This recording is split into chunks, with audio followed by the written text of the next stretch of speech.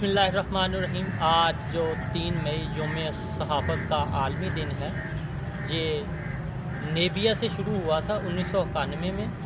تو اقوام متحدہ میں جب قانون پاس ہوا 3 مئی 1993 میں باقاعدہ اس کا صحافت کا عالمی دن منانے کا کہا گیا کہ 3 مئی صحافت کا عالمی دن ہوا کرے گا۔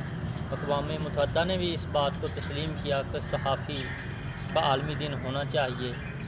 صحافی ایک اپنی قربانی دیتے ہیں، اپنی جان ہتھیلی پہ رکھ کے سچ کا کھوج لگاتے ہیں۔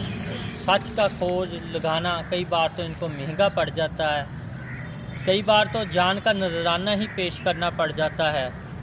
اس لیے صحافت ایک آسان کام نہیں، مشکل کام بھی ہے۔ اس لیے صحافت کا عالمی جو دن ہے